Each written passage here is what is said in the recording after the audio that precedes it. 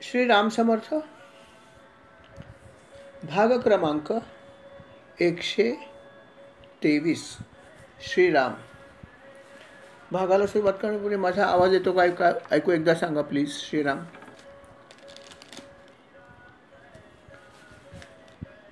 श्रीराम. धन्यवाद.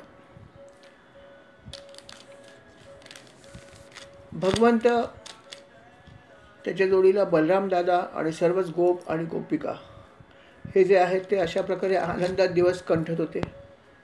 दररोज भगवंत जे आहेत ते वनामध्ये जायचे आणि संध्याकाळी परत यायचे. भगवंत वनात गेले की सर्व गोपिका त्याची वाट बघायच्या की कधी भगवंत येतात आणि कधी आम्हाला त्याचं दर्शन होतं. एक दिवस भगवंत असेच वनामध्येच गेले होते आणि मग यथावकाश संध्याकाळ झाल्यावर नेहमीप्रमाणे त्याने व्रजभूमीमध्ये प्रवेश केला. आणि त्याच वेळेस एक दैत्य ज्याचं नाव होतं अरिष्टासूर, हा जो दैत्य होता याच्यावर कामगिरी सोपवली ती कृष्णाचा नाश करण्याची कंसानी. आणि अर्थात हा अरिष्टासूर त्या ठिकाणी आला आणि जसे इतर असुर किंवा दैत्य करतात तेच त्यांनी केलं की त्यांनी सुद्धा आपल्या मायावी शक्तीचा वापर केला आणि एका महाकाय असं बैलाचं रूप घेतलं. बैल खरोखर महाकाय म्हणजे असाही बैल म्हणलं तर आपल्या डोळ्यासमोर महाकायच येतो नाही का, की मोठं वशिंड, मोठी शिंग, उंचचे उंच असं साधारणपणे आपल्या डोळ्यासमोर येतच धट्टपुष्ट. आणि हा तर अतिकाय होता कारण का की हा मायावी होता, त्यामुळे त्याचं शरीर अति प्रचंड होतं, वशिंड महाभयंकर मोठं होतं, शिवाय हा काळा कुट्ट होता आणि जोर जोराने हंबरत होता. खुरानी जमीन उकरत होता, शेपटी त्याने उंच केली होती आणि जोर जोरात तो हंबरत होता. त्याच्या हंबरण्यामुळे सर्वत्र खळबळ वाजली होती. त्याच्या जोडीला तो आपल्या खुरांनी माती जी आहे तिथली उडवत होता आणि जोडीला मलमूत्र सुद्धा विसर्जित करत होता. याचं कारण म्हणजे त्याला प्रचंड राग आला होता, त्याला प्रचंड द्वेष निर्माण झाला होता की मी या गोकुळ निवासियांना सर्वांनाच धडा शिकवणार आहे. आणि अशा प्रकारची इच्छा मनात ठेवून तो तिथे उभा होता. त्याच्या हंबरणाने तिथे असलेले सर्व स्त्रिया घाबरल्या होत्या, गायींचे गर्भपात व्हायला लागले. आणि अशा प्रकारे हा बैलरूपी अरिष्टासूर तिथे येऊन उभा ठाकला. त्याला बघितल्यावर सर्व गोपगोपिका त्या भयभीत होऊन पळत सुटले. गुरं जी होती ती पण घाबरली आणि ते पण गोठे सोडून पळायला लागले. सर्वत्र हाहाकार माजला आणि अर्थात व्रजवासींवर महासंकट आलं होतं. असा हा बैल आला होता आणि त्यामुळे सगळे व्रजवासी घाबरले होते. आणि मग त्याने अर्थात कृष्णाचा धावा सुरू केला. हे कृष्णा, कुठे आहेस तू? अरे कृष्णा, आम्हाला वाचव रे, आम्हाला कोण रक्षण आमचं करणार आहे? आम्ही तुझ्या चरणी शरण आलो आहोत. सगळ्या गोकुळ निवासियांनी त्याचा धावा केला. कुठे आहेस? लवकर ये, हे महासंकट आमच्यावर आलेलं आहे. अर्थात भगवंतांनी पाहिलं की हा एक दैत्य या ठिकाणी आला आहे मायावी रूपामध्ये. भगवंत त्यांना म्हणाले अजिबात काळजी करू नका, तुमचं रक्षण करण्याचा भाग माझा आहे. आणि अर्थात त्यांनी या अरिष्टासुराला युद्धाचं आव्हान दिलं. तो त्याला म्हणाला, अरे मूर्खा, अरे दुष्टा, अरे तू कोणाला भिवतोयस? या गरीब गायीना, या बिचाऱ्या गरीब गोपिकांना? तुला तुझ्या शक्तीचा फार गर्व आलाय नाही का? तुझ्या गर्वाचं हरण करण्यासाठीच मी इथे आलोय, ये माझ्याशी लढ. असं भगवंत त्याला म्हणाले. त्याच्यासमोर दंड थोपटून उभे राहिले.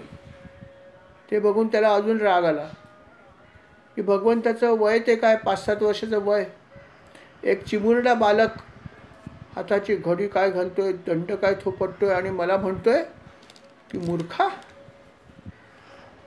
माझ्या ताकदीचा गर्व नाहीसा हा छोटासा मुलगा करणार. अशा प्रकारे जेव्हा भगवंत निर्धोकपणे त्याच्यासमोर उभे राहून बोलतायत तेव्हा त्याला असं वाटतं की माझा अपमानच झाला आणि म्हणून त्याचा संताप जास्त वाढला आणि त्याने अर्थात कृष्णाच्या अंगावर तो धावून गेला. त्याची शेपटी त्याने उंच उचलली होती, शिंग कृष्णाच्या दिशेने रोखली होती. मलमूत्र तो विसर्जित करत होता आणि तोंडाने प्रचंड आवाज करत होता, हंबरत होता. सर्वत्र खळबळ माजली. सगळी लोक घाबरली क्षणभर की महाकाय असा हा बैल काळाकुट्ट शिंग उगारून कृष्णाच्या अंगावर धावतो आणि इवलासा कृष्ण तिथे उभा आहे बेडरपणे. कृष्णाला कुठलीही भीती वाटत नव्हती. तो बेडरपणे उभा होता आणि या बेडरपणाचाच त्याला राग आला होता की इतकं छोटंसं बालक मला येऊन सांगते की तुझ्या शक्तीचा मी गर्व नाहीसा करणार. मला घाबरून सगळे गोकुळ निवासी धावत सुटले आहेत, पळत सुटले आहेत आणि याच गोकुळामधले एक छोटंसं बालक 5 ते 7 वर्षाचं मला सांगतं आहे की तुझ्या गर्वाचा मी हरण करीन. आणि अर्थात त्यामुळे हा दैत्य अतिशय संतापला होता आणि या संतापलेल्या अवस्थेतच त्याने आपले जे शिंग होते ते कृष्णाच्या दिशेने केले आणि लाल डोळे करत त्यांनी कृष्णाच्या दिशेने वेगाने चाल केली. भगवंताच्या अंगावर तो चालून गेला. भगवंत शांतपणे उभे होते. बघा गंमत की एक 5-7 वर्षाचं छोटंसं बालक पितांबर नेसलेलं त्याच्या बोबड्या बोलेने बोलते की ये मी तुझं गर्वहरण करणार आहे. आणि हा महाकाय दैत्य अर्थात बैलाच्या रूपामध्ये आहे. काळाकुट्ट, शिंग प्रचंड, वाशिंड प्रचंड, आवाज प्रचंड करतोय, मलमूत्र सगळं जो आहे तो सोडतोय जमिनीवर, खुरांनी जमीन उकरतोय आणि लाल डोळे करून भगवंताच्या अंगावर येतं. कसं चित्र असेल बघा. आणि हे बालक निर्भयपणे त्याच्याकडे बघतंय. भगवंत निर्भयपणे त्याच्याकडे बघतायत आणि हा त्याच्या अंगावर चालून आला. सगळे लोक बघत होती परंतु ज्यांचं त्याच्यावरती खरोखर प्रेम होतं कृष्णाचं, हे बघता बघता जेव्हा भगवंतावरती हा दैत्य चालून आला शेवटच्या क्षणी सर्वांनी डोळेच मिटून घेतले. कारण कृष्णावर असलेलं प्रचंड प्रेम, श्रीकृष्णाच्या शक्तीविषयी त्यांच्या मनात शंका होती असं नाही, परंतु प्रेम जेव्हा असतं तेव्हा असं होऊ शकतं, काळजी असते. आणि म्हणून क्षणभर यांनी डोळे क्षणभरच मिटले की आता काय होतं काय माहिती. परंतु अर्थात भगवंताने त्याला जवळ येऊ दिलं आणि जेव्हा हा दैत्य जवळ आला ह्या रूपामधलं त्याची दोन्ही शिंग जे त्यांनी धरून ठेवली आणि जसा एक हत्ती दुसऱ्या हत्तीला मागे रेटतो तसं त्याची शिंग धरून त्याने त्याला मागे रेटायला सुरुवात केली. आणि बघता बघता त्याने त्याला मागे नेत 18 हात मागे रेटलं आणि ढकलून दिलं एवढ्याशा बालकाने. आणि अर्थात त्यांनी जेव्हा ढकलून दिलं हा बैलरूपी दैत्य जमिनीवर सपशेल पडला. त्याचा किती मोठा अपमान झाला नव्हे. त्याचं शक्तीचं जे काय प्रदर्शन होतं हे किती शक्ती त्याची खोटी आहे किंवा भगवंतासमोर ती काय आहे हे भगवंताने दाखवून दिलं. आणि अर्थात या दैत्याला जबरदस्त राग आला, त्याचा राग वाढला. या सगळ्या गोष्टींमध्ये दरम्यान ह्या दैत्याला दरदरून घाम पण आला होता. त्याचं सर्व शरीर घामाने डबडबलं होतं. कारण म्हणतात ना की कधी कधी उसणं अवसान मनुष्य आणतो पण आतून समजतं की आपलं काही खरं नाही आणि तेव्हा घाम येतो. तशी स्थिती या दैत्याची झाली होती. शरीर सगळं घामाने लडबडलेलं होतं, डबडबलेलं होतं, परंतु अहंकार गेला नव्हता. आणि म्हणून तो परत एकदा आपली शिंग जी आहेत ती भगवंताच्या दिशेने करून परत एकदा त्याच्या अंगावर धावत गेला. भगवंताने त्याला नेहमीप्रमाणे जवळ येऊ दिलं. शांतपणे त्याची शिंग पकडली आणि त्याला जमिनीवर पाडलं. दैत्य जमिनीवर पडला, अर्थात बैल रूपामध्ये जमिनीवर पडला आणि भगवंताने एक पाय आपला त्याच्या शरीरावर ठेवला आणि अर्थात त्याचं शिंग पकडलं होतं. आणि जसा एखादा कपडा आपण पिळतो तसं तरी त्याला पिळून टाकलं. हो, फार पूर्वी आपण असं बघायचो. आता हे सगळं दृश्य दुर्मिळ आहे की आता विहिरी दुर्मिळ झाल्या अशा प्रकारच्या की जिथे येऊन पूर्वी बायका किंवा कामवाल्या सगळ्या असं काम करायच्या, हे सगळं आता बघणं दुर्मिळ झालं आहे. मशीनमध्ये लोक कपडे लावतात, त्यामुळे हे सगळं दिसत नाही. परंतु अशा प्रकारे अनेक लोक कपडे काही काही जे कठीण असतील ते पायाने धरून ठेवायचे आणि हाताने पिळायचे, असंही करणारे होते लोक, मला आठवतं अजून. आणि त्याने एखाद्या कपड्याला जसं पिळावं तसं भगवंतानी आपल्या पायाने त्याच्या शरीरावर पाय ठेवला त्याच्या शरीरावर, आणि हातामध्ये शिंग होतं, पिळून टाकलं. त्यानंतर त्याचं शिंग उपटून काढलं आणि त्या शिंगानेच त्याच्यावरती प्रहार केला.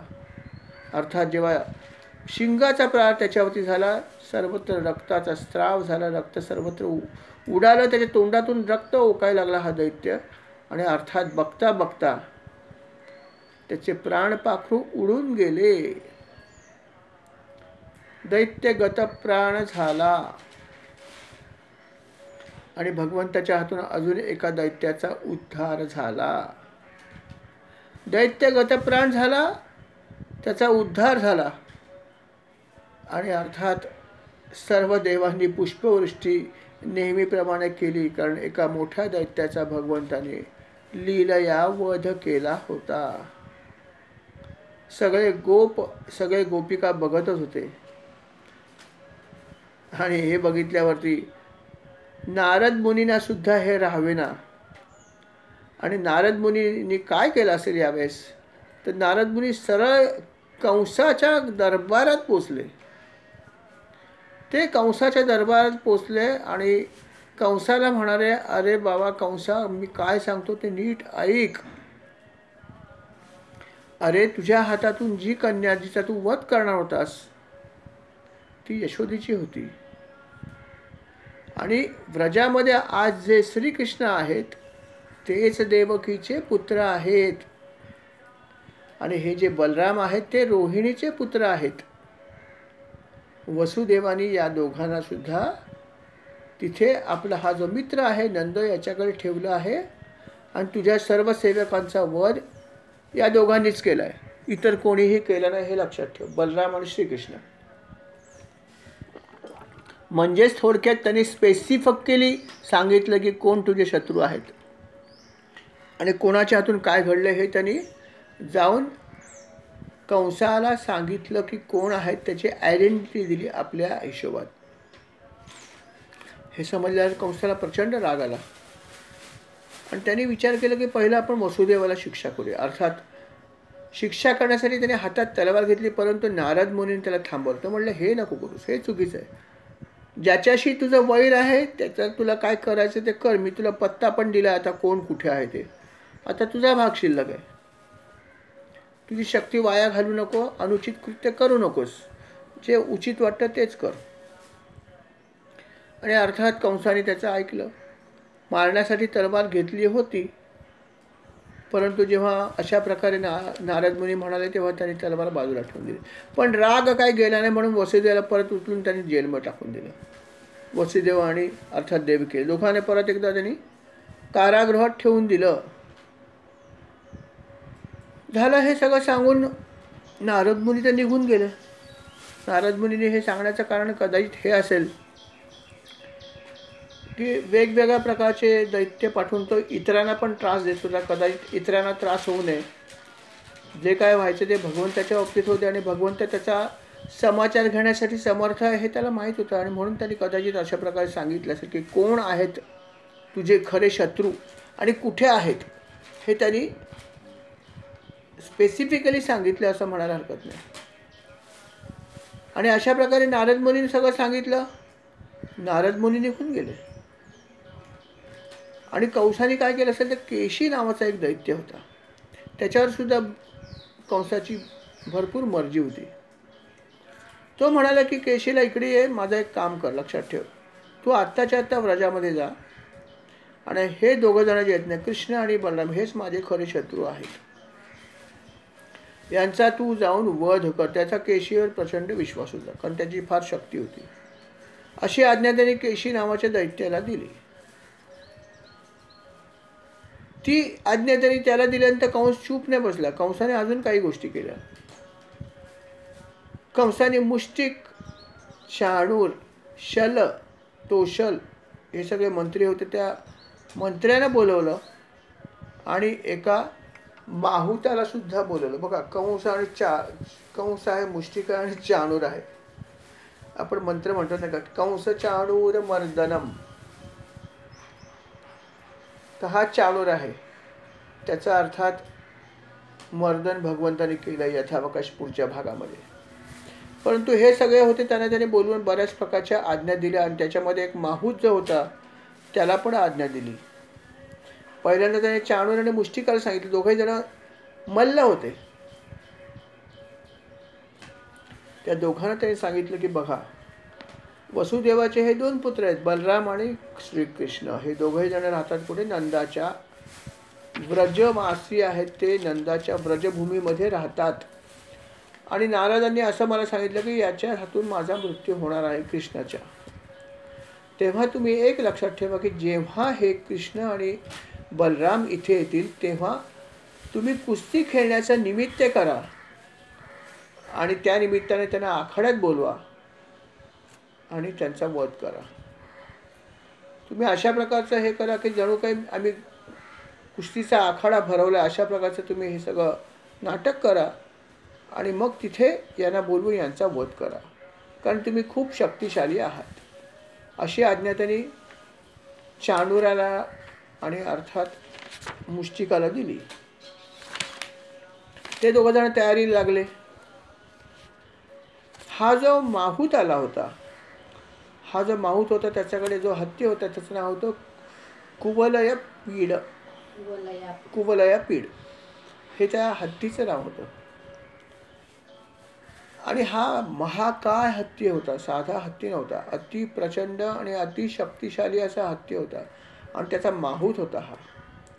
त्यांनी सांगितलं, बघ, आखाड्यामध्ये हे दोघं जण आहेत, कुस्तीच्या फडामध्ये ते कुस्त्या खेळत असतील आणि जेव्हा संधी मिळेल हे दोघांचा वध करतील. कुस्ती खेळण्याच्या मिशानी यांचा वध करतील. पण त्याच्या आधी पहिलं काम तुला करायचं आहे, आखाड्याच्या तिथे जेव्हा ते येतील तेव्हा आखाड्याच्या वरती जे फाटक लावलेलं आहे, जे द्वार आहे, त्या द्वारावरती तू तुझ्या हत्तीसह उभा राहा आणि तुझ्या हत्तीचा वापर करून तू या दोघांचा वध कर. ते आखाड्यापर्यंत सुद्धा पोचणे अशी माझी इच्छा आहे. त्याचा वध तूच करावा तुझ्या ह्या महाकाय हत्तीचा वापर करून. म्हणून ह्या आखाड्याच्या द्वाराजवळ तू या हत्तीसह उभा राहा आणि अर्थात हत्ती जो असतो तो माहुताच्या आज्ञेचं पालन करत असतो. आणि त्यामुळे त्याने माहुताला सांगितलं की तू हे काम तुला करायचं आहे. हे दोघे माझे शत्रू आहेत, तेव्हा हे तुला करायचं हे लक्षात ठेवा. आणि त्यापूर्वी आपण एक उत्सव करूया. या उत्सवाच्या निमित्ताने हे सगळं आपल्याला करता येईल की आखाड्यामध्ये कुस्ती आपण ठेवू, तू हत्तीला सजवून घेऊन ये, आपण एक उत्सव करूया. आणि त्या उत्सवासाठी अर्थात तू ही सगळी तयारी करण्याच्या मिशाने इथे ये आणि आपण भूतनाथ जो आहे त्याची तपश्चर्या करूया, असं कंसाने या सर्वांना सांगितलं. हे सगळं त्यांनी त्याच्या हिशोबामध्ये प्लॅनिंग केली. त्याच्या हिशोबात त्यांनी हे सगळं ठरवलं की आता कृष्णाला कशा प्रकारे मारायचं, कोणाला काय करायचं, कसं करायचं, हे सगळं त्यांनी ठरवलं. नंतर त्यांनी एक विचार आणखीन केला. कंस बघा, कंस दुष्ट होता पण फार हुशार पण होता. शेवटी तो राजा होता, राजकारणी होता. त्याने विचार हा केला की आता आपण कृष्णाला इथे आणायचं कसं, कारण कृष्ण आला पाहिजे ना, आणणार कसं. मग त्यांनी आज्ञा दिली कोणाला? अक्रूराला. अक्रूर हा यदुवंशी होता आणि अर्थात यदुवंशी असल्यामुळे त्याचं कृष्णाशी किंवा बलरामाशी नातं होतच होतं. आणि अक्रूर हा वयाने मोठा होता. अक्रूराला नेहमीच कृष्णाने काका म्हणून हाक मारली, त्यामुळे हा वयाने ज्येष्ठ होता आणि ज्येष्ठ व्यक्तींचा आदर नेहमीच कृष्णाने केला हेही त्याला माहीत होतं. म्हणून त्यांनी काय केलं की अक्रूराला त्याने आपल्या दरबारामध्ये बोलवलं. अर्थात राजा आज्ञा म्हणल्यावर अक्रूर तिथे आला. अक्रूर खूप चांगला होता, देवधर्म मानणारा होता, चांगला असा तो व्यक्ती होता आणि त्यांचा वंशज होता. अक्रूराला त्याने बोलवलं. अक्रूर आले. आल्यावरती बघा कंस कशा प्रकारे त्याच्याशी बोलतोय. त्यांनी त्याला अतिशय आदराने बोलवलं आल्यावरती सुद्धा त्याचा हात आपल्या हातात घेतला आणि त्याला काय म्हणाला, हे दानशूर अक्रूरा, तू मला आदरणीय आहेस, माझं एक काम आहे जे तू कर. अरे शेवटी मित्राला सांगणार नाही तर सांगणार कोणाला.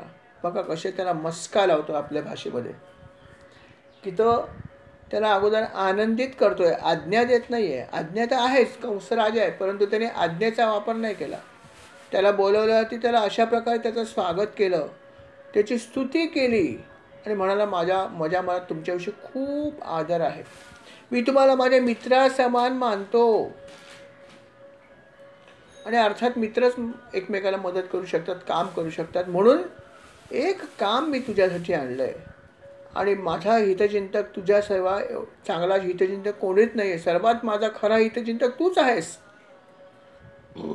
म्हणून मला तुझ्याविषयी आदर पण आहे, तेव्हा माझं एक काम तू कर, अशी माझी इच्छा आहे, विनंती आहे. त्याला म्हणतात डिप्लोमसी. राजामध्ये असलेला हा डिप्लोमॅटिक भाग, आणि त्याचा तो वापर करून अशा प्रकारे अक्रूराशी बोलतो आहे. म्हणाला की असं आहे मित्रा, की बघ माझ्याकडे एक काम आहे नक्कीच, पण हे तुला मी का सांगतो तुला. बघा आता या ठिकाणी कारण त्यांनी कसं सांगितलं बघा, की जसा इंद्र स्वतः समर्थ असून सुद्धा विष्णूंचा आश्रय घेऊन आपला स्वार्थ साधतो, तसं मी तुझ्याकडून हे मोठं काम करण्यासाठी तुला संधी देतो. तुझ्याकडून हे काम करून घ्यावं असं मला वाटतं, म्हणून मी तुला बोलवलं आहे. म्हणजे स्वतःला त्यांनी इंद्राची उपमा दिली. आणि इंद्र जसा समर्थ आहे, पण समर्थ असून सुद्धा तो कोणाला बोलवतो, विष्णूला बोलवतो. अशा प्रकारे त्यांनी स्वतःची तुलना केली आणि म्हणाला की तुलाही मी संधी येतोय, खरं पाहिजे मी स्वतःच समर्थ आहे, जसा इंद्र समर्थ मी पण समर्थ आहे, पण तरीसुद्धा तुला संधी मिळावी म्हणून मी हे तुला सांगतोय की तू एक काम कर. अशा प्रकारे एक काम मी तुला सांगते, तू कर. तुला ही संधी दिली मी, माझं काम केल्यामुळे तुला पुण्य लाभेल, म्हणून मी तुला मुद्दाम संधी देतोय आणि तू त्याच्यासाठी योग्य पण आहेस. माझ्या मनात तुझ्याविषयी खूप आदरपण आहे, असं सगळं त्याने अक्रूराला सांगितलं. अक्रूर म्हणाला, बोला काय आज्ञा आहे तुमची, तुम्ही राजा आहात, तुमच्या आज्ञेचं मी पालन करीन नक्कीच.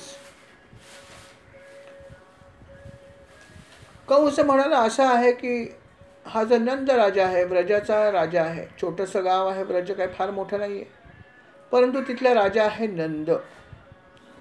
आणि त्या नंदाच्या व्रजामध्येच ह्या वासुदेवाचे 2 पुत्र आहेत, कृष्ण आणि बलराम.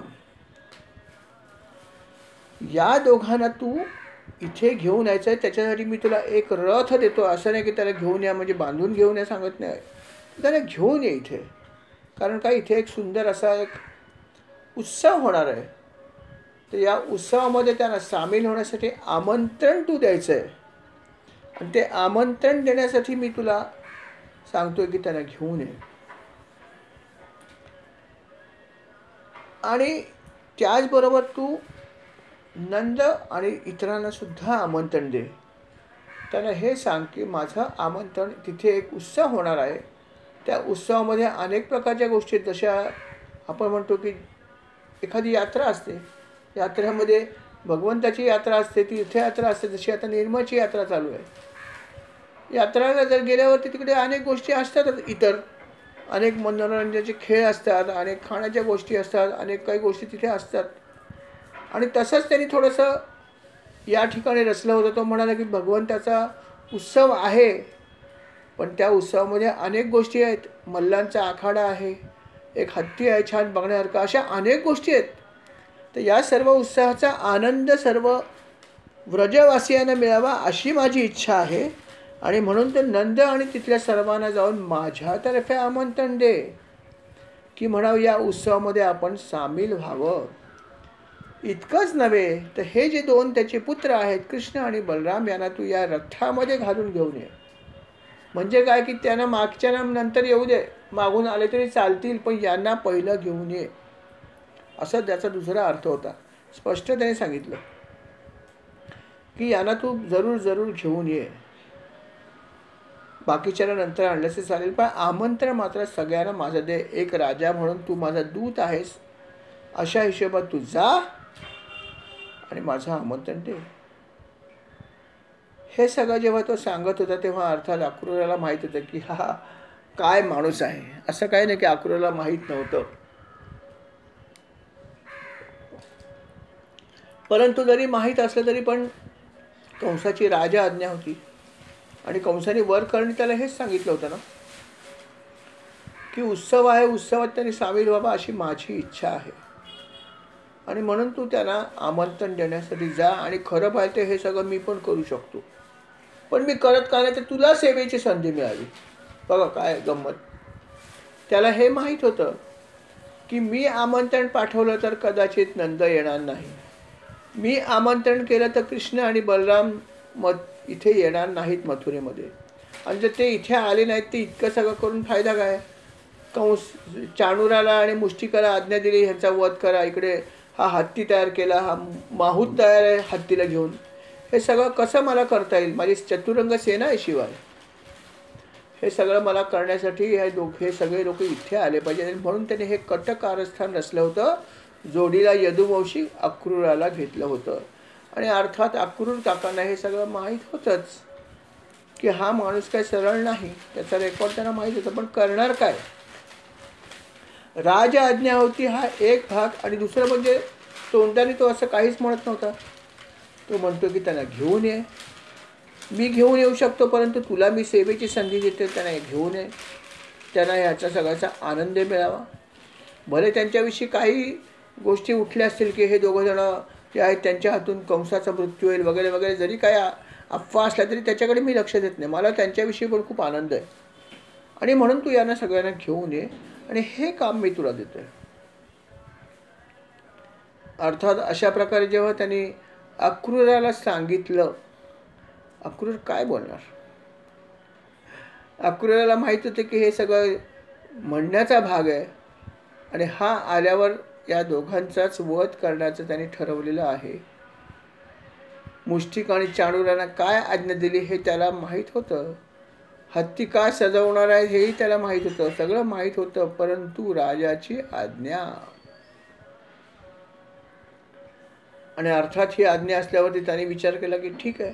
अक्रूर त्याला एवढंच म्हणाला की महाराज असं आहे, मला कल्पना आहे आपण त्यांना का बोलवत आहे. या ठिकाणी तो स्पष्टपणे बोलला की मला कल्पना आहे की आपण का बोलवत आहे. असं जेव्हा बोलला तेव्हा अर्थात कंसाला लक्षात आलं की आपण जरी किती छद्मीपणा केला तरी त्याला माहीत आहे काय. तेव्हा तोही म्हणाला की हो अक्रूर महाराज, असं आहे की तुम्हाला माहीत आहे ते बरोबरच आहे, या दोघांच्या हातूनच माझा मृत्यू होणार, तर आता मी तरी काय करू. असं आहे असं मला बऱ्याच लोकांनी सांगितलं आहे आणि म्हणून मी विचार करतो की यांना मी इथे बोलवीन. माझी इच्छा हीच आहे खरं पाहिजे की तरी या ठिकाणी यावं, उत्सवात सामील व्हावं, परंतु आता इथे आल्यावर त्यांना काही झालं तर मी काय करू. कारण तो अशा प्रकारे माझा वध करणार आहे हे माहीत असल्यामुळे कदाचित माझे काही सेवक त्याचा वध करण्याची प्रयत्न करू शकतात किंवा करतील सुद्धा, मला माहीत नाही, पण असं होऊ शकतं. आणि समजा खरोखर जर असं झालं, या लोकांचा जर वध केला माझ्या शिष्यांनी किंवा माझ्या या सेवकांनी, तर चांगलंच होईल ना, वाईट काय. माझा शत्रू केवळ हाच आहे, दोघं जण. तेव्हा हा जर गेला तर पूर्ण पृथ्वी निष्कंटक होईल. शत्रू माझा कोणीच नाही, कारण का की इतर जे लोक आहेत त्याची जरासंध आहे, तो माझा श्वशूर आहे. द्विविध हा वानर आहे, अतिशय उपद्रवी मित्र. शंभासूर नावाचा राक्षस मित्र, नरकासूर परम मित्र, बाणासूर अजून मित्र. सगळे अशा प्रकारचे सूर आणि असुर सगळे हे याचे परम मित्र. तो म्हणाला की फक्त हाच काटा आहे या दोघांचा, यांना जर मी संपवलं तर बाकी सगळे माझे मित्रच आहेत. नरकासूर, बाणासूर, शंभरासूर सगळे माझे मित्रच आहेत, सगळे माझे जवळचे आहेत. आणि मग यांच्याशी माझी मैत्री, यांच्याबरोबर मी सहवासात राहीन आणि मस्त पृथ्वीचं राज्य उपभोग घेईन. पण त्याच्यासाठी या दोघांचा पहिला बंदोबस्त व्हायला पाहिजे आणि तो मी केलेला आहे. तेव्हा जा घेऊन या तुम्ही. अर्थात त्याला फक्त निरोप माझा हाच द्या की उत्सव बघायला या, मथुरेचं वैभव बघायला या. आता या ठिकाणी हे त्यांनी स्पष्ट सांगितलं की निरोप देताना असंच द्यायचं आहे, डिप्लोमॅटिकली जायचं आहे, पण तुम्हाला मी खरं सांगितलं आहे. आणि अर्थात त्याला खरं समजलं होतंच. अक्रूराने विचार केला की आता तर त्यांनी मला स्पष्टपणे सांगितलं की काय करायची त्याची इच्छा आहे.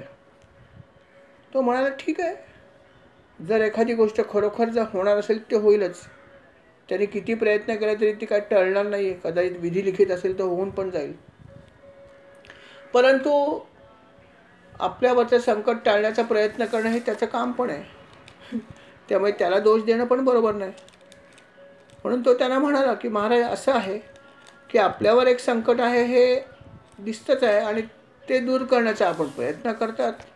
ते आपल्या परीने तेही बरोबर आहे, चुकीचं असं कसं म्हणू मी. पण या दोघांमध्ये म्हणजे आपण आपलं संकट दूर करण्यासाठी हे मला करायला सांगता आहात आणि अशा प्रकारे आपण व्यवस्था केली आहे या दोघांचा वध करायचे, हे आपल्या बरोबरच आहे. मला जाऊन बोलवायचं काम दिलं, पण आमंत्रितने हे सांगितलं की यज्ञ बघायला या किंवा उत्सव बघायला या. मला माझं काम करावं लागेल कारण माझ्या कर्तव्याचा भाग आहे. परंतु हे जरी सगळं असलं तरी पण एक लक्षात ठेवा, तुम्ही किती जरी काही जरी मनात ठेवलं तरी पण त्याचं फळ काय मिळेल हे तुम्ही सांगू शकत नाही. तुम्ही किती जरी प्रयत्न केले तरी फळ काय मिळणार हे भगवंताच्या हातात आहे आणि जे फळ द्यायचं तेच भगवंत देणार आहे. त्यामुळे कितीतरी वेळा आपण चुकीच्या गोष्टी करण्याचा प्रयत्न करतो पण त्या होत नाहीत. शेवटी काय व्हायचं ते भगवंत ठरवणार आहे. मा फलेषु कदाचनम, कर्म कर, काय जे करायचं तो प्रश्न नाही आहे, फळ काय द्यायचं ते माझ्या हातात आहे. आणि असं त्याने कंसाला पण सांगितलं की तू किती प्रयत्न कर, लक्षात ठेव, प्रयत्न तू करू शकशील पण फळ मिळणं हे तुझ्या हातात नाही, ते दैवाच्या अधीन आहे. आणि मनुष्य बऱ्याच वेळा असा घडतो की अनेक प्रकारचे प्रयत्न करतो, अनेक प्रकारची कर्म करतो आणि नंतर फळाची अपेक्षा बघत वाट बघत राहतो आणि मग त्याला बऱ्याच वेळा दुःखाला सामोरे जावं लागतं कारण फळाची अपेक्षा ठेवली आहे. कारण कर्म केल्यावर फळ लगेच मिळतच नाही. कुठलंही कर्म केल्यावर काही वेळ लागतोच ना. आणि त्या वेळामध्ये लागणाऱ्या वेळात जेव्हा मी ते फळ कधी मिळेल, कसं मिळेल, मिळाल्यावर मी काय करेन याविषयी जेव्हा मी विचार करत राहतो आणि नंतर जेव्हा मला फळ हवं तसं मिळत नाही तेव्हा मग प्रचंड दुःख होतं. का तर अपेक्षा ठेवली होती मला फळ मिळावं आणि ते सुद्धा विशिष्ट प्रकारे मिळावं आणि म्हणून दुःख होतं. आणि हे अक्रूर त्याला म्हणतोय की लक्षात ठेवा महाराज, तुम्ही तुमचं कर्तव्य करा, तो भाग वेगळा आहे, पण फळ मिळणं तुमच्या अधीन नाही, ते दैवाच्या अधीन आहे. म्हणून त्याची अपेक्षा ठेवू नका, तुम्हाला वाटते तसं होईल असं नाही. पण मी माझं काम करणार आहे, मी आपल्या आज्ञेचं पालन करणार आहे. बाकी काय होईल ते भगवंताला माहिती. आणि ते तुम्ही पण लक्षात ठेवा असं तरी जरा स्पष्ट शब्दात सांगितलं. म्हणजे जेव्हा कंस स्पष्ट म्हणतो की मी असं त्यांना वध करणार, तेव्हा हाही स्पष्ट म्हणतो की तुम्ही काही जरी ठरवलं तरी काय होणार आहे ते भगवंतच ठरवतो, नाही का. मॅन प्रपोजेस, गॉड डिस्पोजेस, हे आहेच ना. आणि म्हणून हे पण अक्रूराने त्याला तोंडावर सांगितलं चांगल्या प्रकारे की मी सुद्धा आपली आज्ञा आहे आणि तिचं पालन करणं माझं कर्तव्य आहे म्हणून करतोय, परंतु तुम्हाला या सगळ्या प्रयत्नातून काय मिळेल हे सांगणं कठीण आहे, हे लक्षात ठेवा. अशा प्रकारे कंसाला जे काय सांगायचं ते अक्रूराने सांगितलं. त्याला असं वाटलं मी माझं काम केलं सांगण्याचं, आता मी कृतकृत्य झालेलं आहे, मी पण लपवलं नाही आहे आणि आता मला माझं कर्तव्य करायला हरकत नाही. आणि म्हणून त्यांनी तो रथ जो होता, जो कंसाने दिला होता, की ज्या रथात त्यांनी सांगितलं की या दोघांना पुढे घालून घेऊन ये, बाकीच्या लोकांना आमंत्रण दे, म्हणावं या सावकाश, पण या दोघांना पुढे घालून घेऊन ये. त्याच्यासाठी तो रथ त्याने स्वीकारला. कंसाचा आणि त्याच्या मंत्र्याचा त्याने निरोप घेतला आणि अर्थात आपल्या महालावर तो परत आला निघण्यासाठी, तयारी करण्यासाठी. अशा प्रकारे अक्रूर जो आहे तो तयारीला लागला. हे सगळं केल्यावर सुद्धा कंस कुठे चुप्प असतोय. कंसाला इतकं सगळं करून सुद्धा कंस अस्वस्थच होता. इतकी सगळी त्यांनी व्यवस्था केली होती, कृष्णाला आणायची इतक्या सगळ्या लोकांना सांगितलं होतं की त्याचा असा वध करूया, तसं वध करूया, अमकं करू तमकं करू. केशी नावाच्या दैत्याला पण सांगितलं होतं तू आत्ता जाऊन बराजात जाऊन वध कर. त्याच्यानंतर ही सगळी अरेंजमेंट केली होती. अशा प्रकारे त्याला बोलवायचं, ह्याला सांग असं कर तसं कर. इतकं करून सुद्धा त्याचं मन शांत नव्हतंच. तो म्हणत होता की काय होईल, कसं होईल, काय होईल, कसं होईल. त्याला चिंता लागलीच होती. अर्थात कंसाने सर्वात प्रथम केशी नावाच्या दैत्याला सांगितलं होतं की तू त्याचा वधच करून टाक, म्हणजे हे सगळं करायची गरज लागणार नाही. आणि अर्थात केशीने विचार केला की चला ठीक आहे, कंसाने सांगितलं तर आपण जरूर वध करूया, का नाही करू शकत मी, जरूर करू शकतो. घमंड तर होतीच शक्तीचं. आणि अर्थात दैत्य मायावी होतेच. या दैत्याने पण तेच केलं. आपल्या मायावी शक्तीचा अवलंब केला आणि एका घोड्याचं रूप घेतलं. अतिप्रचंड घोडा, अतिशय वेगवान घोडा, वाऱ्याच्या वेगाने पळत होता, पण महाकाय शरीर होतं. मानेवरची आया झटकत झटकत धावत होता तो. त्याच्या खुराने जमीन हल्ल्यासारखी वाटत होती. जोर जोरात तो किंकाळ्या मारत होता आणि धूळ उडत होता तो धावत असताना. आणि अर्थात धावत धावत तो निघाला होता व्रजभूमीकडे. व्रजभूमीत जेव्हा त्याने प्रवेश केला, त्याच्या ह्या प्रचंड शरीरामुळे आणि त्याच्या या खुरांमुळे सर्वत्र हल्ला खलकल्लोळ माजला. सगळे लोक घाबरून गेले त्याच्या किंकाळण्याने. सगळे गोकुळ निवासी घाबरले, भयभीत झाले. त्याची शेपटी पण महाकाय होती. आणि असा हा मस्तवाल घोडा, बेभान झालेला घोडा जो आहे तो या गोकुळामध्ये येऊन थबकला. अर्थात अशा ह्या माजलेल्या घोड्याला थांबवण्याचं काम जे आहे ते भगवंतानीच करायचं ठरवलं. आणि भगवंत त्याला सामोरे गेले. भगवंत त्याला सामोरे जातील असं त्याला वाटलं नाही. त्याला एवढी घमंड होती आपल्या शक्तीची आणि आपल्या शरीराची. त्याला वाटलं मी आल्यावरती सगळे गोकुळ निवासी पळून जातील, गोकुळधाम रिकाम होईल कदाचित. पण घडलं उलटं. गोकुळधाम रिकाम होणं दूर राहिलं, एक छोटंसं बालकच तिथे येऊन उभं राहिलं आणि शांतपणे त्याच्याकडे बघतोय. चेहऱ्यावर हास्य आहे, भयाचा लवलेश नाही. तोही चकित झाला की काय प्रकार काय हा. इतकं छोटंसं बालक आणि माझ्याकडे एकटक बघतोय, कुठली भीती नाही, काय भय नाही, काय प्रकार काय. अर्थात त्याने ठरवलं की याला पहिला आपण बंदोबस्त करूया. घोड्याच्या रूपामध्ये धावत धावत गेला आणि भगवंतावर जाऊन 2 लाथा मारल्या. भगवंताने लीलया त्या चुकवल्या. परत तो धावत आला. परत त्यांनी लाथा मारण्यासाठी 2 पाय उचलले. भगवंताने एकही क्षणाचा विचार न करता, एक क्षणही न घालवता त्याचे 2ही पाय मागचे जे धरून ठेवले. आणि जसा सापाला झटकतो एखादा गरुडी, तसं त्याने त्या दोघांना झटकून फेकून दिलं. एका क्षणात केलं. एवढा महाकाय असा तो घोडा होता, पण भगवंतानी त्याला लीलया उचलून फेकून दिलं. 1200 हात लांब जाऊन पडले ते. खाली पडल्यावर तिरमिरीच आली केशी नावाच्या दैत्याला, ज्याने घोड्याचं रूप घेतलं होतं, अश्वाचं रूप घेतलं होतं. पण थोड्या वेळी तो परत सावध झाला आणि त्याने बघितलं की अरे, मला ज्याने अशा प्रकारे फेकून दिले तो तर तिथे उभा आहे शांतपणे. अर्थात त्याला प्रचंड राग आला आणि परत एकदा त्याने आपला पवित्रा बदलला, तोंड आ केलं, वाचलं आणि भगवंताच्या दिशेने धावत धावत निघाला. भगवंत शांतपणे उभे होते. त्याला जवळ येऊ दिले यावेळेस भगवंताने. आणि काय केलं असेल तर त्याचं जे तोंड उघडं होतं त्या तोंडामध्येच भगवंताने आपला डावा हात आहे तो घातला. भगवंताचा हा जो हात होता त्याचा स्पर्श एखाद्या लोखंडासारखा त्याला लागला, तापलेलं लोखंड. बघा गंमत कशी आहे. एरवी भगवंताचा स्पर्श काय, त्याचा सहवास पण आपल्याला किती छान वाटत असतो. परंतु या खेपेस काय घडलं की भगवंताचा हात, कोमल हात, इतका छोटासा, पण तो जणू एखाद्या लोखंडासारखा, तो पण भाजलेलं गरम केलेलं लोखंडासारखा स्पर्श झाल्यासारखं केशीला वाटलं. केशीचे अर्थात घोड्याचं रूप घेतलं होतं, त्याचे दातसुद्धा प्रचंड होते. तो त्या दाताने चावायचा प्रयत्न करायला लागला. परंतु जर लोखंडावरती जर दात आपटले तर काय होतं, दात पडतात ना, बस हीच गोष्ट झाली.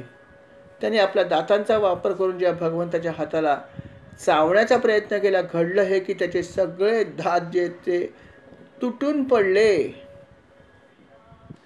आणि त्याच्या पुढे असं घडलं की भगवंताने जो हात आपला त्याच्या मुखामध्ये टाकला होता तो हात लांब होत होत आत पोचला पोटामध्ये. इवलासा हात होता, पण तो हात बघता बघता लांब होत होत होत होत त्याच्या पोटामध्ये पोचला. आणि नंतर असं घडलं की त्याचा हात जो आहे त्याचा व्याप्ती वाढायला लागली, हाताची व्याप्ती वाढायला लागली, हात फुगायला लागला. आणि अर्थात त्याचा हात जो होता भगवंताच्या तोंडातून आत गेला होता.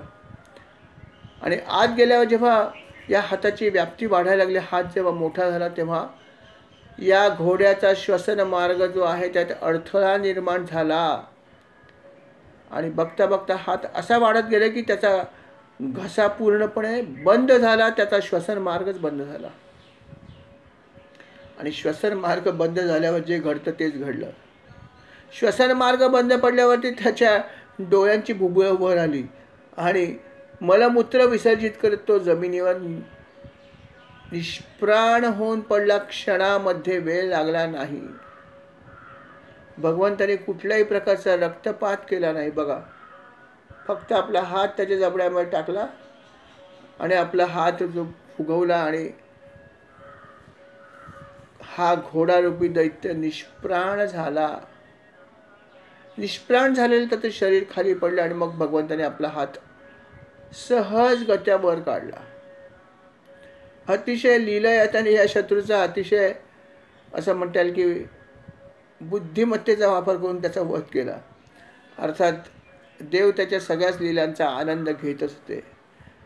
जसा या राक्षसाचा वध झाला, जसा या असुराचा वध झाला, भगवंतानं परत एकदा सर्व देवांनी फुलांचा वर्षाव केला आणि त्यांची स्तुती करायला सुरुवात केली. भगवंताची देव स्तुती करतायत, भगवंत ऐकतायत. आणि त्याच वेळेस देवर्षी नारद मुनी हे जमिनीवर आले. इतक्या लीला भगवंताने केल्या पण ते आले नव्हते, लक्षात ठेवा. इतक्या लीला भगवंताने केल्या, सगळे देव आले, पण नारद मुनी आले नव्हते.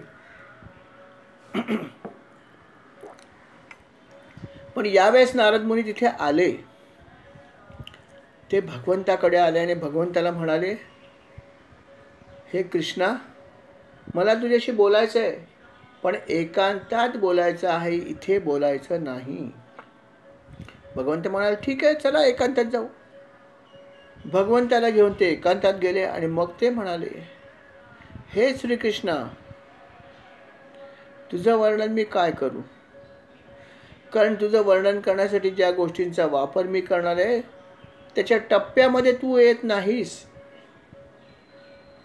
कारण मी वापर करणार माझ्या शरीराचा, मी वापर करणार माझ्या इंद्रियांचा, पण माझी इंद्रिय, माझं मन, माझी वाणी हे तुझं स्वरूप आहे ते सांगू शकत नाही. अशा प्रकारचे योगेश्वर आपण आहात. आपण सर्वत्र आहात, सर्व चराचरामध्ये आहात, सर्वांच्या हृदयामध्ये आपण निवास करता. असे आपण आहात. आपल्याविषयी मी काय बोलू, माझ्याकडे शब्द नाहीत. सर्वांचा अधिष्ठान आपणच आहात, सर्वांची निर्मिती आपणच केली आहे. आपलाच संकल्प असल्यामुळे ब्रह्मदेवाने सृष्टी निर्माण केली. आपला संकल्प होता म्हणून हे सगळं गुणांनी भरलेलं जग निर्माण केलं. सगळ्या प्रत्येक वस्तूमध्ये काहीतरी गुण आहे. ही निर्मिती गुणांची सुद्धा आपणच केली आहे. सगळे गुण आपण निर्माण केली, पण आपण सर्व गुणांच्या पलीकडे आहात. ही गमतीची गोष्ट आहे. त्रिगुणांच्या पलीकडे आपण आहात, पण गुणाची निर्मिती आपणच केली. म्हणजे खाण आपण आहोत, पण खाणीमध्ये काय नाही आहे. गंमतशीर भाग होता. आणि असे आपण आहात. मी आपली काय स्तुती करू? जगाची उत्पत्ती, स्थिती आणि लय हे सगळ्या गोष्टी आपणच केल्या आहेत आणि आपणच करतात वेगवेगळ्या रूपामध्ये. जसं म्हणलंय, तम मूलाधार स्थितोऽसि नित्यं त्वं शक्ती त्रयात्मकः. गणेशाचं वर्णन केलं अथर्व. त्वं शक्ती त्रयात्मकः. तीन शक्ती कुठल्या? तर उत्पत्ती, स्थिती आणि लय ही करण्याची त्रिविध शक्ती जी आहे, त्वं शक्ती त्रयात्मकः. या तीन शक्तीच्या स्वरूपात सुद्धा हे देवा गणेशा तू आहेस, असं अथर्व शिष्यात सुद्धा म्हणलंय. असं वर्णन तिथेही खूप सुंदर केलंय. तसंच नारद मुनी म्हणतात की ह्या सर्व गोष्टीचे अधिष्ठान आपणच आहात. या सगळ्या गोष्टी आपल्याच मुळे घडता आहेत, पण कोणालाही हे समजू शकत नाही. असे आपण आहात. अशा ह्या आपल्याला माझा नमस्कार असो. देवा, आता बघा ते काय म्हणतात, तो अजून खूप महत्त्वाचा भाग पुढे सांगतायत.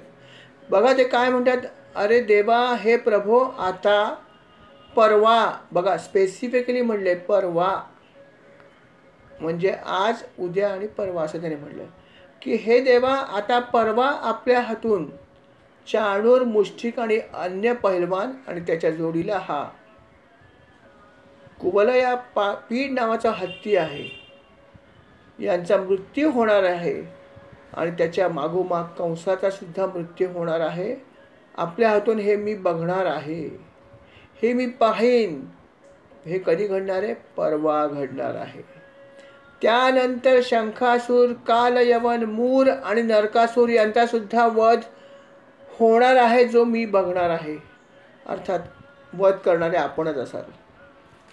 त्यानंतर अजून एक घटना घडणार आहे की स्वर्गामधून कल्पवृक्ष आपण आणाल उखडून, त्याला विरोध करेल इंद्र आणि त्या इंद्राचा पराजय होईल, तोही मी बघणार आहे. हेही आपल्या हातून घडणार आहे पुढे. नरकासुराचा वध केल्यावर आपण 16 सहस्त्र कन्यांना स्वीकाराल, त्यांचा उद्धार आपण कराल, हेही मी बघणार आहे. द्वारकेमध्ये आपण राहून नृग या नावाच्या राजाची सुद्धा आपण पापातून मुक्तता करणार आहात. इतकंच नव्हे तर जांबवंताकडून जांबवतीचा स्वीकार सुद्धा आपण पत्नी म्हणून करणार आहे आणि त्याच वेळेस तिथे स्वयंतक मणी सुद्धा आपल्याला मिळेल, हेही मी बघणार आहे. इतकंच नव्हे तर आपल्या त्यांनी स्पेसिफिकली म्हणलं नाही, पण त्यांनी असं म्हणलंय की ब्राह्मणांच्या मृतपुत्रांना सुद्धा तुम्ही आणून द्याल. म्हणजेच त्यांच्या गुरूंच्या पुत्राचा मृत्यू झाला होता, त्याला भगवंतांनी परत आणून दिलं होतं आणि हेही तुमच्या हातून होणारे, जे मी बघणार आहे. त्याच्यानंतर आपण पौंड्रकाचा सुद्धा वध करणार आहात. पौंड्रकाची कथा आहेच पुढे, आता सांगत नाही, छानच आहे.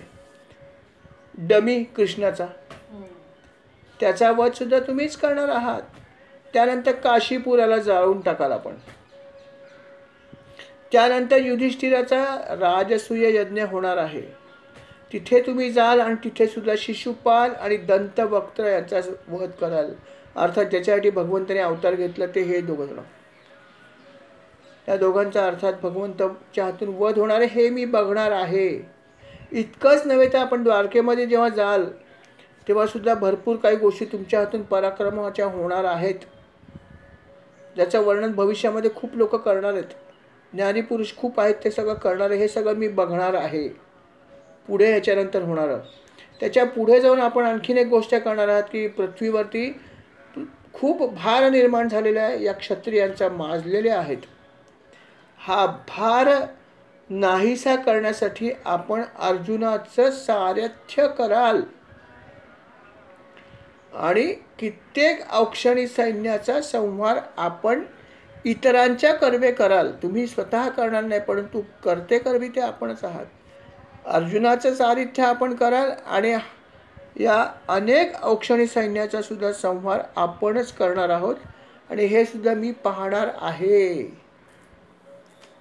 सगळं भविष्य जे काय होणार ते सगळं त्यांनी कृष्णाला येऊन सांगितलं की भगवंत, आता तुम्ही कुठल्या कुठल्या लीला करणार आहेत, कधी करणार आहात, कशी करणार आहात, हे सगळं जे आहे ते नारद मुनी येऊन भगवंताला सांगतात आणि म्हणतात की या सगळ्या मला बघायच्या आहेत.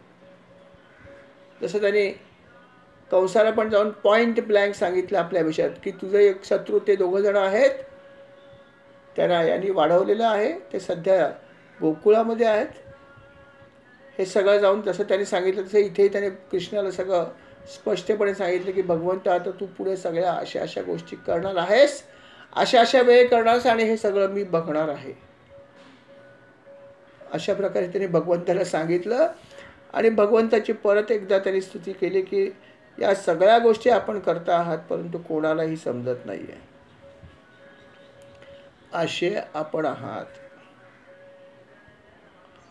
अशा प्रकारे भगवंताची त्यांनी भरपूर स्तुती केली आणि अर्थात भगवंताची स्तुती करून भगवंतांना प्रणाम केला आणि ते अर्थात स्वर्गाकडे त्यांनी आपली वाटचाल केली. हे सगळं घडलं एकीकडे. आणि त्याच वेळेस अजून एक गोष्ट इथे घडली छोटीशी, की भगवंत नेहमीप्रमाणे आपल्या गोपाळांबरोबर खेळ खेळत होते आणि खेळ खेळतानाच अचानकपणे व्योमासूर नावाचा एक दैत्य तिथे आला. बऱ्याच दैत्याने त्यांनी आज्ञा दिलीच होती की तुम्ही जाऊन वध करा. व्योमासूर तिथे आला आणि त्यांनी विचार केला की आपण कृष्णाचा वध करूया. आणि म्हणून त्यांनी काय केलं की त्यांनी बघितलं की खेळ खेळतायत, कोणी चोर होत आहे, कोणी बोकड होत आहेत, बोकड झालेल्या मुलांना चोरून न्यायचे, अशा प्रकारे त्यांचा काहीतरी खेळ चालू होता. जेव्हा जेव्हा बोकड झालेल्या मुलांना चोरून न्यायचं असेल त्यावेळेस हा स्वतः चोराचा वेश घ्यायचा आणि या मुलांना नेऊन एका गुहेत ठेवायचा डोंगराच्या आणि वरून मोठी शिळा ठेवून दिली. अशा प्रकारे सगळ्या गोपाळांना त्यांनी बंद करायचं ठरवलं. त्यांनी जवळपास सगळ्याच गोपाळांना अशा प्रकारे नेऊन ठेवलं. फक्त 4 ते 5 शिल्लक राहिले होते. परंतु भगवंताच्यापासून काय गोष्ट लपू शकते. भगवंत हे बघतच होते आणि अर्थात भगवंतांनी यथावकाश हा खेळ थांबवला. जसा सिंह एखाद्या लांडग्याला सहजगत्या पकडू शकतो तसं तरी त्याला पकडलं.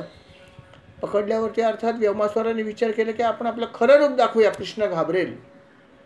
म्हणून त्यांनी त्यांचं हे मायावी रूप सोडून प्रचंड पहाडासारखं आपलं रूप धारण केलं. पण त्याच्यामुळे भगवंताला काय फरक पडणार आहे. भगवंताला काही फरक पडण्याचा प्रश्न येत नाही. भगवंताने लीलया त्या दैत्याला आपल्या 2 हातांनी धरलं आणि जमिनीवर पाडलं आणि त्याच्या छातीवर बसला आणि त्याचा गळा दाबून त्यांनी त्याला मृत्यू आणला. अक्षरशः काही क्षणामध्ये ही गोष्ट केली आणि अशा प्रकारे व्योमासुराचा सुद्धा भगवंताने उद्धार केला. एकामागे एक दैत्य येत आहेत, सर्व दैत्यांचा भगवंत उद्धार करतायत. आणि हे झालेलं त्याच्यानंतर पुढे काय काय उद्धार कोणाचा करणार हे तर भविष्य आधीच नारद मुनींनी सांगून ठेवलं की भगवंत ह्याच्या पुढे काय काय होणार आहे ते मी काय काय बघणार हेही आपण ऐकलं की हेही सगळं त्याने सांगून ठेवलं. कारण आता त्याला माहीत होतं की आता कंसाचे दिवस भरत आलेले आहेत आणि कंसाचा काळ आता जवळ आलेला आहे. म्हणून त्याने या सगळ्या गोष्टी भगवंताला सांगितल्या की आता हे सगळं होणार आहे आणि हे मी बघणार आहे, मी सुदैवी आहे. अर्थात अशा प्रकारे हे सगळं घडलं. भगवंताची त्यांनी परत एकदा स्तुती केली सर्वांनी आणि भगवंत जणू काही घडलंच नाही असं वर्तन करत ते परत एकदा आपल्या या व्रजभूमीमध्ये परत आले. भगवंत व्रजभूमीमध्ये परत आले. परंतु कंस तिथे चूप बसलेला नव्हता. कंसाला माहीत होतं की आपल्याला ज्या ज्या आज्ञा दिल्या त्याचं पालन होतं की नाही हे बघायला पाहिजे. म्हणून त्यांनी काही माणसं अक्रूरावर नेमली होती की अक्रूर दिलेल्या आज्ञेचं पालन करतो आहे की नाही. आणि अर्थात अक्रूराला माहीत होतं की माझा हा तथाकथित राजा जो आहे जरी वरून गोड गोड बोलत असला तरी त्याच्या मनामध्ये कपटच आहे आणि फक्त माझी गरज आहे म्हणून हा बोलतोय हे त्याला माहीतच होतं. म्हणून त्यांनी ठरवलं होतं की आपण आपल्या दिलेल्या आज्ञेचं पालन करायचं. आणि हे करताना त्याच्या मनात एकच भाग होता की या आज्ञेचं पालन करण्याच्यामुळे मला भगवंताचं दर्शन घडेल. कारण तोही भगवंताचा भक्त होता. त्यांच्या कुळातला जरी असला तरी तो भगवंताचा भक्त होता. म्हणून त्याने विचार हा केला की या आज्ञेचं मी जर पालन केलं तर मला कृष्णाचं दर्शन होईल. आणि म्हणून त्याने त्या आज्ञेचं पालन करायचं ठरवलं.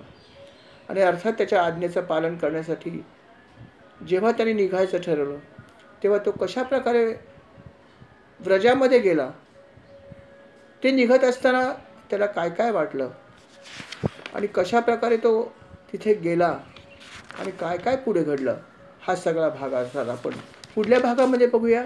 या ठिकाणी भाग क्रमांक 123 समाप्त होत आहे. श्री राम समर्थ या भागाची सेवा महाराज मी आपल्या चरणी अर्पण करतो. स्वीकार करावा. कळत नकळत चूक झाली असेल तर क्षमा करावी.